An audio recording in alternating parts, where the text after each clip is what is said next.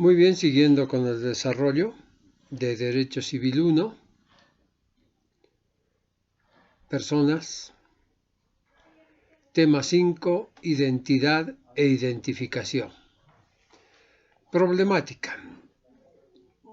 ¿Por qué una sociedad se preocupa de la identidad de las personas?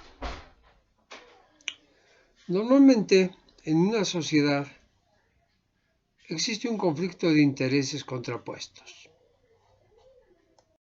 ¿Contrapuestos por qué? Porque al tratarse de una sociedad heterogénea, los intereses de cada individuo varían. Las ambiciones, aspiraciones,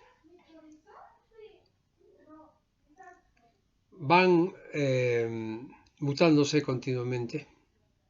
Y puede ocurrir que individuos que tengan determinada identidad reemplacen esa identidad. ¿Para qué? Para beneficiarse de cierto patrimonio de derechos o para evitar la acción de la ley.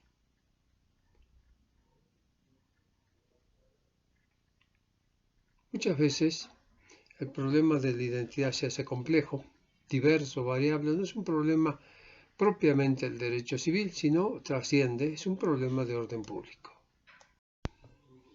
¿A quién le interesa la identidad de las personas? Esto primero a todo individuo. Primero al individuo en particular, porque cada uno quiere establecer su propia individualidad. Después a los terceros, a la sociedad, a esa sociedad en la cual vive el individuo, para saber con quién se trata, qué derechos tiene, qué obligaciones tiene que cumplir. Y ahí está el Estado interesado en eso. Es el Estado, es decir, la sociedad organizada que a través de sus órganos controla esa situación. ¿Por qué tiene que controlar? Porque per se la identidad tiene un carácter problemático, porque puede alterarse mediante varias formas. Las más principales o conocidas son la simulación, disimulación y la mixta. La simulación es ocultar la identidad otorgándose otra identidad. Esta puede ser por medios lícitos o ilícitos.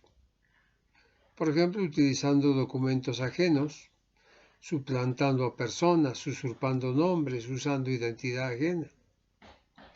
En cambio, la disimulación u ocultación es el acto por el cual uno esconde, oculta, disfraza su identidad sin acudir a ajenos. Se puede hacerlo con fines lícitos o ilícitos. Normalmente en el teatro tiene esa finalidad. Es un acto lícito, simplemente disimular y hacer creer que es otra persona. Pero también se puede hacer con fines ilícitos. Estos fines ilícitos son buscar evitar la acción de la policía, pueden alterar para ello su estructura somática, otros son mucho más osados, alteran sus rasgos, color de ojos, cabello, hasta se someten a operaciones para cambiar la estructura ósea de su cara, de su cuerpo.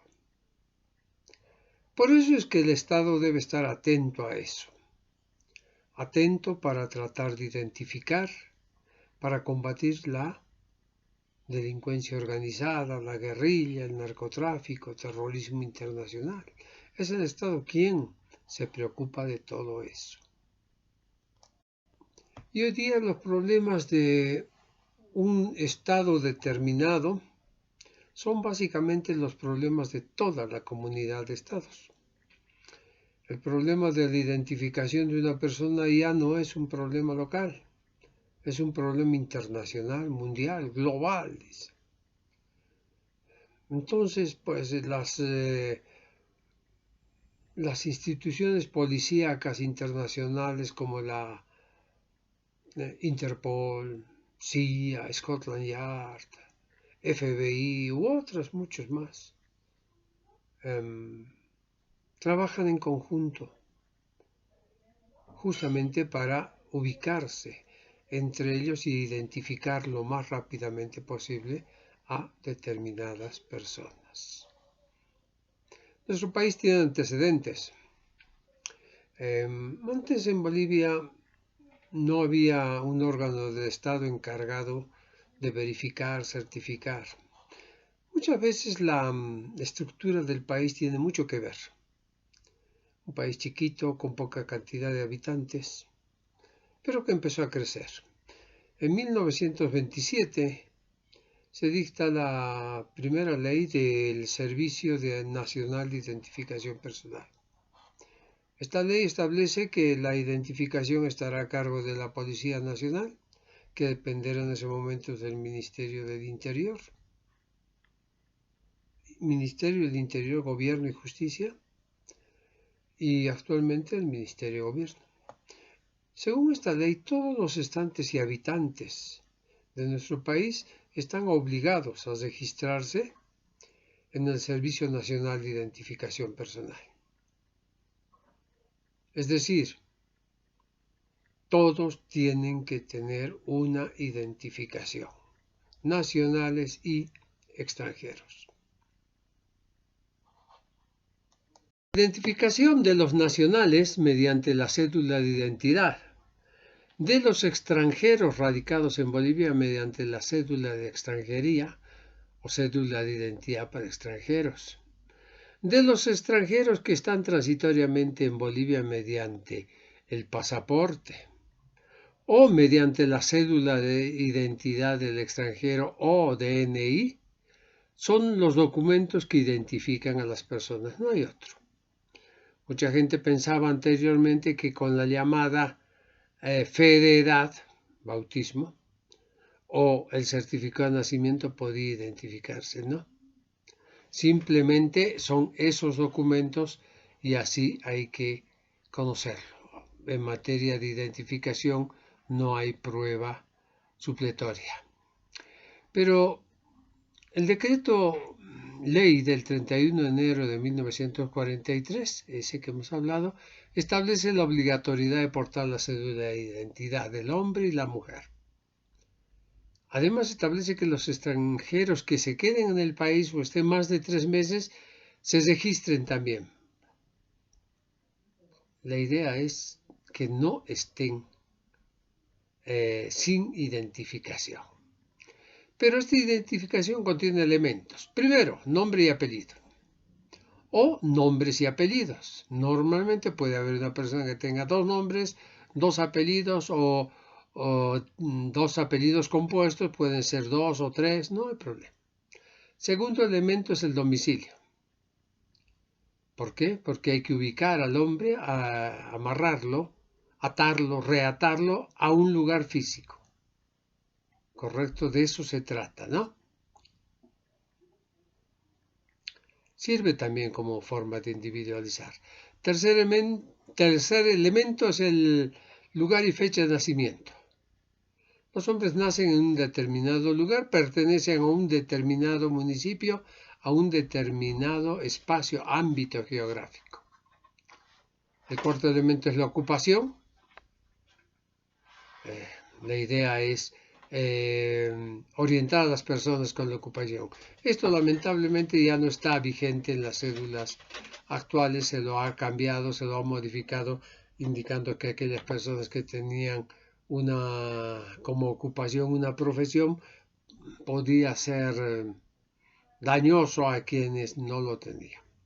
Cuestiones de política y de gobierno con las cuales yo no estoy de acuerdo, porque definitivamente deberían estar identificados. Actualmente en nuestro país una persona de 30, 40, 50, 60 años tiene la ocupación estudiante y eso no es correcto. Quinto elemento es la fotografía, definitivamente el elemento más idóneo para reproducir los rasgos fisonómicos del individuo, que van a ser siempre distintos, por muy parecidos o socias que haya, aunque a futuro no se tiene idea qué pasará con la clonación. Sexto elemento es la firma y rúbrica, distinta en los individuos. básicamente parte indivisible de su personalidad, aunque no se lo mencione de esa forma. Firma y rúbrica, el garabato y la expresión de su nombre. Esto va a tener mucha importancia distinguir entre firma y rúbrica en materia procesal. El séptimo elemento es